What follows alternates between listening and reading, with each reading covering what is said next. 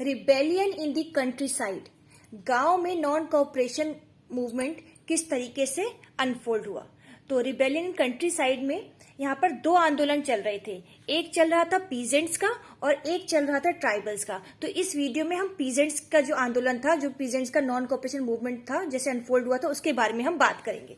और यहाँ पर हम केस लेंगे अवध के किसानों का। क्लियर है? ठीक है, आपकी बुक में भी यही लिया गया है एनसीईआरटी का, तो हम यहाँ पे अवध के पीजेंट्स की बात जिक्र करेंगे। तो the movement was against Talukdar and landlords. ये जो मूवमेंट था कंट्री साइड का, वो था तालुकदार और लैंडलॉर्ड के अगेंस्ट। क्यों? क्योंकि वो चार्ज करते थे हाई रेंट और variety of other types of tax cess. Clear है? Peasants are force to do begar. Peasants को फोर्स किया जाता कि वो बेगारी करें। बेगारी मतलब काम भी करेंगे और उनको पेमेंट भी नहीं मिलेगा। Peasants demanded reduction of revenue, abolition of begar and social boycott of oppressive landlord. Peasant मांग कर रहे थे कि उनका जो भी उनसे चार्ज किया जाता है लगान वगैरह, वो कम किया जाए, बेगारी सिस्टम खत्म किया जाए और ऐसे लैंडलॉर्ड जो बहुत ज्यादा अत्याचारी हैं उनका बॉयकॉट किया जाए।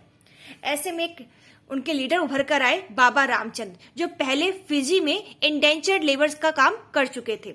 उन्होंने एक मूवमेंट स्टार्ट किया जिसमें उन्होंने कहा कि चलो भाई, हम ये जो ऑप्रेसिव लैंडलॉर्ड है इनकी बेसिक रिक्वायरमेंट की चीजें वो बंद कर देंगे, जैसे कि नाई और धोबी बंद। यानी नाई, कोई भी नाई उनके यहाँ बाल काटने नहीं जाएगा और कोई भी धोबी उनके कपड़े नहीं धोएगा। जब उनकी बेसिक रिक्वायरमेंट पूरी नहीं होगी तब उन्हें रियलाइज होगा कि किस तरीके से वो शोषण कर रहे हैं। फिर उसी के बाद जवाहरलाल नेहरू भी आए इसी केस में, और 1920 में जवाहरलाल नेहरू और बाबा रामचंद्र ने अवध किसान सभा सेटअप करी। ये किसान सभा इतनी सक्सेसफुल हुई कि एक ही महीने में इसकी 300 ब्रांचें और सेटअप हो गई। तो पीजेंट इस तरीके का नॉन कोऑपरेशन मूवमेंट चला रहे थे कंट्री साइड में। अब आगे क्या हुआ? धीरे धीरे जो पीजेंट्स थे वो वायलेंट होते गए, क्योंकि नॉन कोऑपरेशन मूवमेंट में गांधी जी का जो कंसेप्ट है वो तो यही है ना कि हमें सत्याग्रह करना है, पीसफुली करना है। लेकिन क्या हुआ कि पीजेंट कई जगह वायलेंट हो गए। Houses of Talukdar and merchants were attack. Talukdar के घरों पे चोरी की जाने लगी, उनपे हमला किया जाने लगा। जो बाजार थे उनको लूटा जाने लगा।